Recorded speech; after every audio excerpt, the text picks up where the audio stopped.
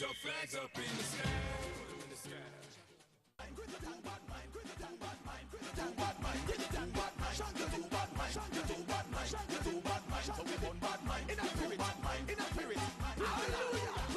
are born bad mind, but we hypocrites can't feel. You're too bad mind, you're too bad mind, you're too bad mind. So we draw our line and tell Satan to them. You're too bad mind, you're too bad mind, you're too bad mind. Kiss the cross and touch the sky. All bad minding must stop. Hello everyone, good afternoon and welcome to the Spotlight Show on GTV Sports Plus. My name is Emmanuel Edujenfi, and today we'll talk about media accreditation for the African Women's Cup of Nations. We'll be talking about how to get access to the media stand of the tournament, and of course how to also cover the event if you're a media person or you are an entity who is very much interested in how to be part of the African Women's Cup of Nations. This is actually the first time ever that Ghana is hosting the rest of Africa as far as women's football competition is concerned. So there are a lot of excitement in the air for our Black Queens. What everybody is saying on the lips of every Ghanaian is that the Black Queens will be able to host and win this particular tournament. And joining me on set today is Madam Rosalind Damo, who is the media coordinator for the tournament. Thank you very much for joining us, madam. Thanks for having me. We'll talk about the media in its entirety in regards to this particular tournament, but we can't talk about the media without talking about the Black Queens, of course, and our preparation so far. You know, in general, in summing everything up, what can you say has happened to the Black Queens? Well, I think they are getting to the final lap of their preparation. We are still waiting to see which international friendly matches they'll be playing. Definitely, they cannot go into this competition without playing an international friendly, because don't forget they were not part of the qualifying series, and therefore they've missed out already. Almost every team that is here, not almost, all the teams that were here played at least 6 matches. They played 3 home and away matches, so they've had 6 matches to play before getting here. The Black Queens haven't had that opportunity, so it would be important, especially now that the draw is out and they know which side they are going to play in their group. It will be important for us to round off our preparation with some international matches. And it's also very imperative for us to note that some of the players just joined the team, especially the foreign-based players. Now they are joining the team at this point, and you don't think it is too late for us to wrap up our preparations? Well, I mean, they are playing professionally, and the international rule is that for women's football, you can only release your player. I mean, the club can release the player to his national team 2 weeks to a tournament. Unlike the men, when it is a major tournament, you are obliged to do so maybe 4 weeks. For women, it's 2 weeks. So you can't fight the law. That is what is there. And most of the clubs called the FA and said they wanted them to help them play some crucial matches before they are released. I think that if they are playing consistently with their clubs, 2 weeks should be enough for Coach Bashir Hayford to assess them. Indeed, on Friday, he's supposed to name his provisional squad. That's right. So we are hoping that the players who have played for the Black Queens before, those who are also making an entry from the Princesses into the Black Queens, and who have been consistent, could make their way into the final, the provisional 30, and then it will be up to him to make the decision a week to the tournament after he has scrutinized them. He has 2 weeks to do that, so let's wait and see what happens. Okay, in waiting to see what will happen with the Black Queens, with the organization of the whole tournament, a lot of people have questioned why we had to delay up till this point, and we seem to be struggling with putting everything up.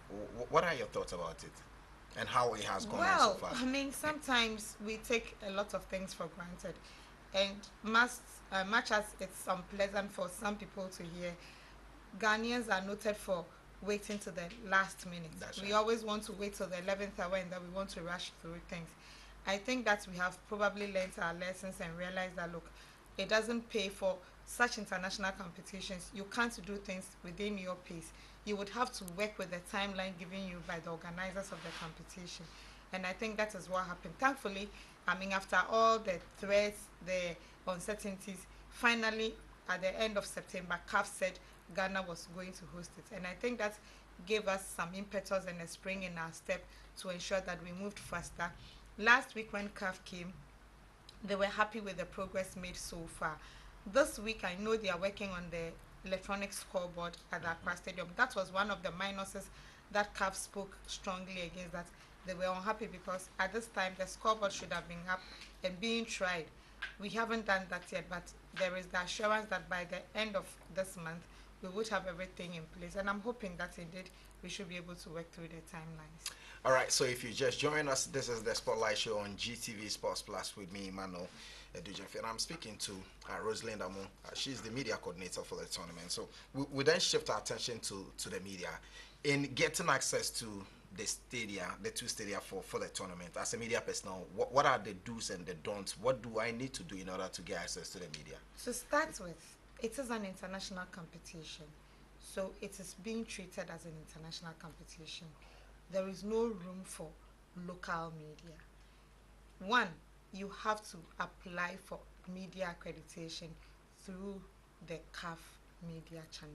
Even if you're in Ghana, you have to pass it through the CAF media channel. I mean, it is, we are not going to, there's not going to be a separate accreditation process for the local media. Okay. And one, CAF is coordinating and managing all the accreditation because it is an international competition. They need to manage the numbers, so they put all accreditation. So there is one application process. You apply through CAF media channel. That's right.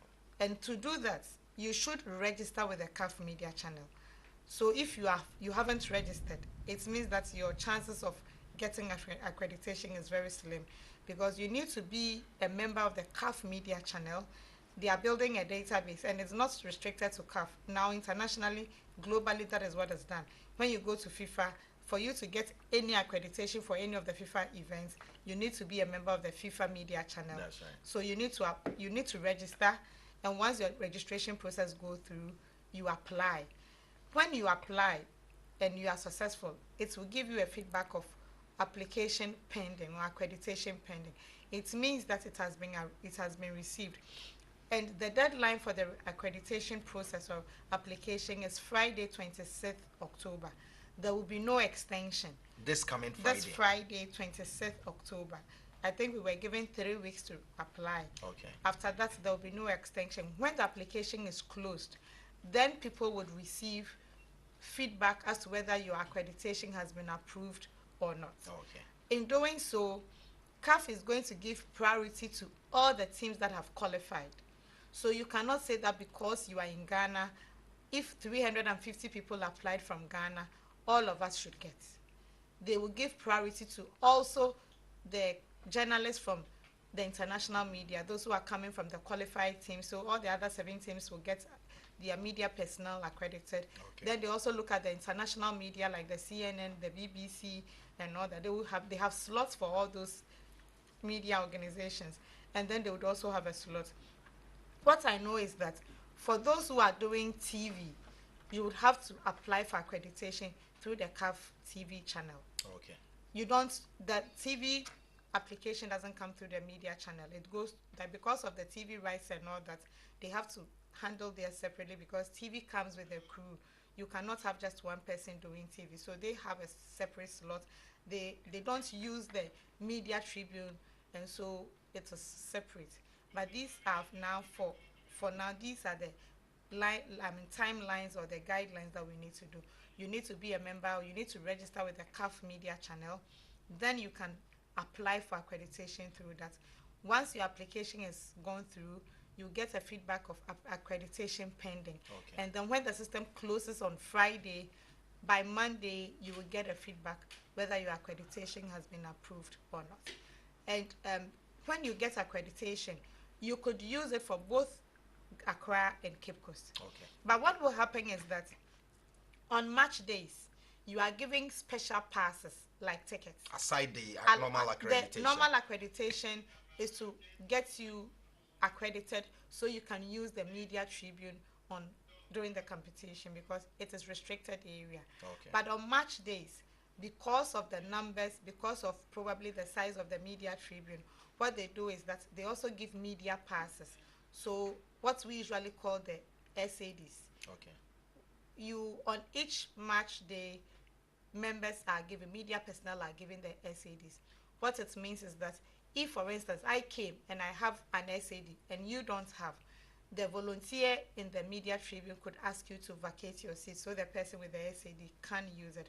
And when they are doing that, they give priority to the visiting or the two teams that are playing. So if Ghana and Cameroon are playing, and let's say Mali and Algeria reporters want to come and watch, they may use the back stand of the tribune, because usually we have seats, but not seats with tables or desk. So you can use it like you are the normal spectators, Okay. and those who have the SADs would use. Then also on match days, you have passes for the press conferences and then the media and the mixed zone. It is also restricted, and priority is always given to the two teams that are playing, journalists of the two teams that are playing. So you may have the accreditation, but it's not the license for you to have unlimited access to all the facilities. At certain times, there will be some control because of the numbers. All right. So you have summed everything almost up. Now, I've also had an indication that no journalist is allowed to take photo shots of matches that are ongoing at the stadium. Yes, How is because that? How, if you are not an accredited photographer, because all those things are issues of rights, right hold. I'm a journalist and I want to take a selfie. That is why you have to have a photographer on the pitch. If you are taking your selfie, I mean a personal photograph, that is okay. With my back facing the pitch. Well, when the match has not started, yes. But once the match starts, you can't take pictures. I see. Yes. And it's not restricted. This rule is not restricted to CAF. All the UEFA does it, FIFA does it. And these are things that generally has been agreed on. Until the match starts, you could take as many pictures as you want. But once the match starts, you cannot share any image of the match without the permission of the organizers. And that is how it is. So there will be plainclothes security personnel in the stands. There will be volunteers who have been trained. When you do the first time, you would be cautioned. They will tell you, please don't do it. If it becomes persistent, they would ask you to leave the media tribune. If you come back the next time and you repeat the same offense, your accreditation will be revoked. I see. And again, on the foreign journalists who will be coming, do you have any special arrangement for them to secure visas for them? Well, some of them would take visas on arrival, but these will be pre-arranged. We would need to have all those who would require visa on arrival, so that we will give it to immigration, and their names will be in the system. So once you arrive, you can get the visa. There are some who could also apply directly. I'm informed that some who qualified have already started applying. I think the process is less than 7 days. So once you apply, okay, you should be able to have it. But if you are not able to get it before then it means that you would have to take it on arrival. And you have to provide your biodata. You need to provide your biodata. Don't take it for granted that when you are given the accreditation and you have, normally when you get the accreditation, CAF communicates to you that your accreditation has been successful and you could use the approval to go and secure visa. So you would have to print out and actually have it. Okay. But in addition to having the printed out, the affirmation of your accreditation, you would also have to have your valid passport. And last week when we met, we told them that they would have to send to the LOC in advance their passport details, so that by the time you get there, as soon as your surname is keyed in, they know that you have already requested for visa on arrival, and a desk will be set up at the airport for them to issue visas on arrival. Okay, we'll talk about radio stations who'll be covering the tournament for that matter, but with the media accreditation, is there a first come first serve basis, that kind of arrangement with CAF? It could be first come first serve basis, but like I said, priority is given to those who CAF know that they use the accreditation. There's also the tendency of people always applying and not using those accreditation. So when it comes, CAF will sift through it. They have a database, and I think it's computed. So once your name pops up, you realize that they can indicate the number of times you've had accreditation and all that. So they will do that. Number two, they would also do it per the countries that have qualified. Okay. So for instance, if there were 300 or 600 accreditation, it will be shared evenly. Maybe Ghana will get a little bit higher because we are hosting, but all the other countries will be given the same slot. It's only when those who have applied do not, I mean, there aren't many applications from those countries, that the allotted number that is left will be handed over to Ghana, and that is when all those ones will be considered. Then also I know, because of the numbers and the demands and the pressure, um, especially for print, you may not have more than two accreditation for a media organization. So for instance, if you let's say you take graphic, you would have two accreditation for the journalists, two accreditation for the photographers, which means that one journalist will be at a center, the other will be at the other venue. The photographer will be here, the photographer will be there. Okay. It's only rare that you get the media house. It may be if all 6 reporters want to come and report, all of them will get accreditation. No, they would going to look at the media houses as well, and then they would trim down the numbers. Now let's talk about radio stations here in Ghana. I know we have over 200 or even more radio stations, and during matches, especially here in Ghana, some other journalists complain about the level of noise by these radio commentators. What sort of arrangements are there for those who be running, especially for radio stations? And are you going to allow that? To start with, if you do not have the right, you cannot run commentary. And I would want to use this medium to appeal to our people. Tell your media houses to come together, to go to CAF and apply for the rights holder, to have a right to run the commentary. Once you have that right, there are radio booths in the stadium that will be used. That is where you usually run your commentary from. Please, we've had instances where people's accreditation has been revoked. People have been literally lifted out of the stadium by the security personnel. We don't want it to happen, because we want to use this competition to give a positive image of women's football. We shouldn't allow that to happen. Just as when in big matches like the World Cup and co are coming on, the media organizations would come together and form a consortium to go and get the rights and all that. I believe we should also be doing the same for our women's football and women's AFCON. Go and get the rights and do the right things. The security personnel who have been detailed in the stands, because most of the times they may not do it in the media tribune. They actually go and sit among the stands, the fans in the stands, to do that. When you do that and you are caught, you will be taken out. And then also, your media, because of security and safety reasons, you cannot use your media accreditation to go and sit in the normal stands. A space have been created within the media tribune for all journalists. Okay. So when you try to go through a stand with your media accreditation, there are two things: either you'll be walked away, or your accreditation will be taken away. What if a journalist want to interview some of the fans in the stands? Is that not permissible? Well, it depends. It has to be done probably before or immediately after the match. You could do it, but not because of security. Nobody wants to be blamed that I was a media personnel and I went here. You do so at your own risk, because for CAF and the organizers, the security and protection they give media people is only restricted within the media tribune, the press conference areas, as well as the mixed zone areas, and then the buses that will be picking the media personnel.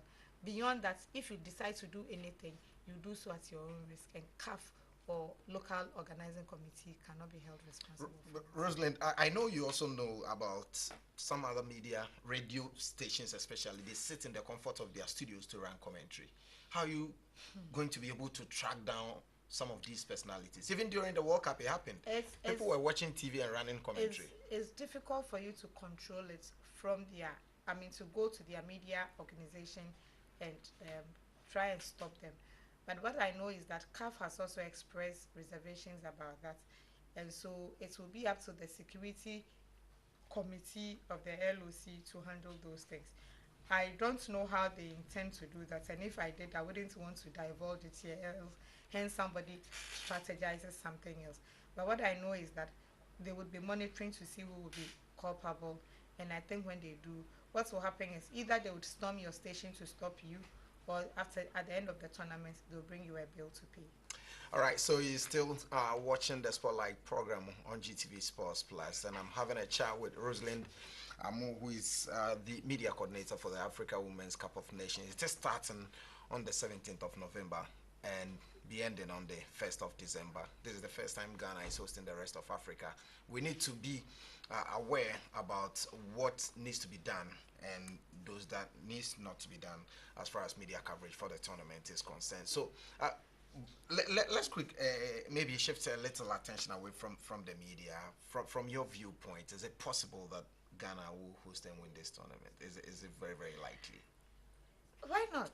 I mean, everything is possible in football, but at the end of the day, it is how well you prepare. And sometimes, even though people don't want to admit it, sometimes the luck also plays a role. For me, I mean, everybody is here to win. Everybody who has qualified has done so on merit. Even Kenya, that came in as a last-minute replacement for Equatorial Guinea, did well in the qualifiers. They finished second to Equatorial Guinea, so they came in as a replacement for them. And everybody is here on the merit. Don't also forget it is a World Cup qualifying tournament, so everybody is desperate to win, at least get into the final four, and possibly claim one of the three tickets to the World Cup in France next year. So it is, for me, I think that it shouldn't just be a mantra. We should work towards it. If for nothing at all, we should take a cue from what happened to the Black Stars in 2008 when they really wanted to host and win, but we botched it at the semi-finals. For now, I would say that it is a possibility, but whether we can live that dream is what goes into our final preparation. What goes into the strategies that Coach Bashir Hilford and his technical team will put up on every match day. What goes into what the players themselves desire to achieve. Sometimes the coach is pushing, but you realize that the players themselves can't be bothered. At this point, there should be talks of how we are going to motivate the girls, how we are going to get the nation rallying behind them to ensure that they are motivated, they are aware that they carry a national cause. It is the first time we have been in the finals 3 times, in 1998, in 2002, and I think in 2008 or so. We have never won it before. This is the golden opportunity. If we want to really claim our place among the best in African women's football, this is the time to prove it. Equatorial Guinea had their one chance and they took it. South Africa have had several chances, and every time they've been denied that right by Nigeria. Cameroon had their chance last 2 years. They were in the final, and yet again by just one goal in the dying minutes of the game, Nigeria denied them. It is always going to be like that. I mean, when it comes to women's football, it is Nigeria and the rest of Africa. Everybody is catching up now. It is time for us. They are beatable. I mean, we beat Nigeria. You think so? We beat Nigeria at the Waffle tournament. I'm sure everybody will say that they didn't parade their best squads. But sometimes, I mean, we all saw Germany at the World Cup. We all saw Spain. It is their best squad that they paraded at those World Cup. But as defending champions, they were eliminated in the first round. So in football, anything is possible. It is how you plan and strategize that would do the magic for you. We know we have not been playing football, at least in the last 3 months or so. You don't think it's going to affect the ladies in any way because they have not been very active? But they've been in camp since August. They've been playing, they've been touring the country. I say it's only a training tournament. The matches they've played cannot be considered competitive because it doesn't push them. It doesn't push them to the wall. Those matches never pushed them to the wall. You are playing against a select side. You are playing against a side that have gone on break because the league is on. I mean, the football is on suspension in the country.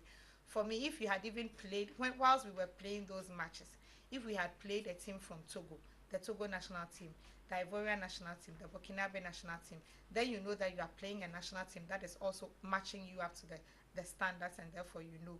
In the past, our girls were playing when we didn't have many women clubs.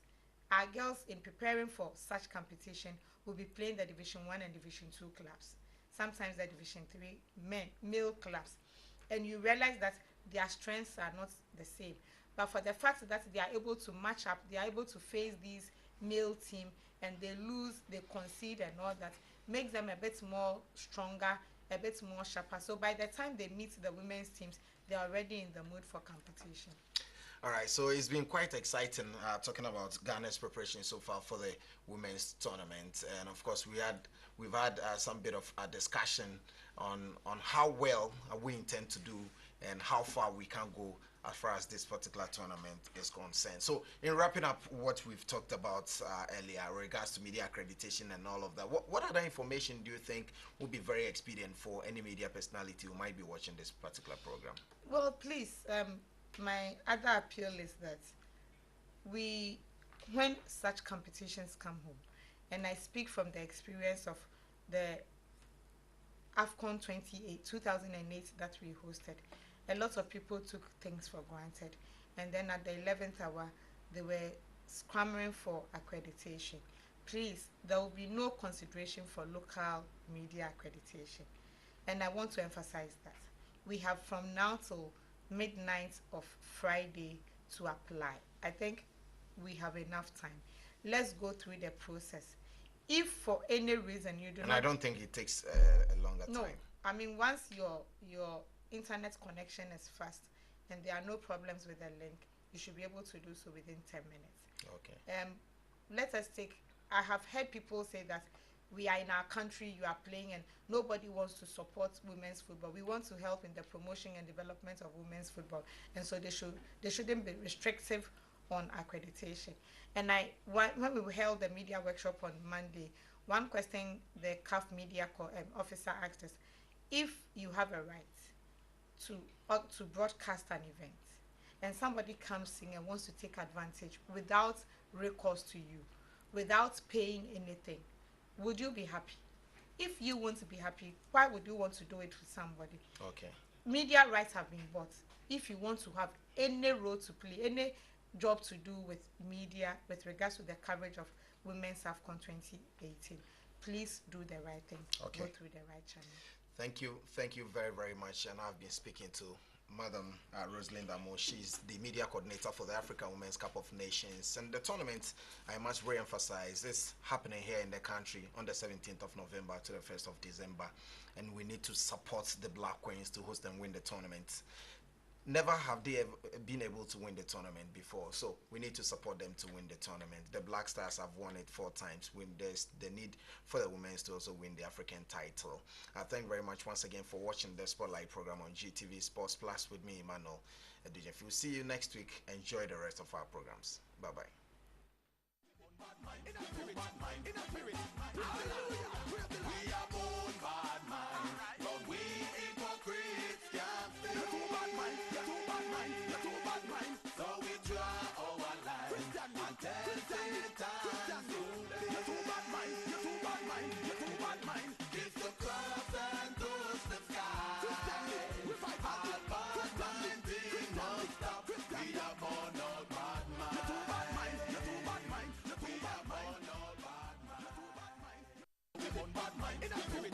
a spirit, hallelujah.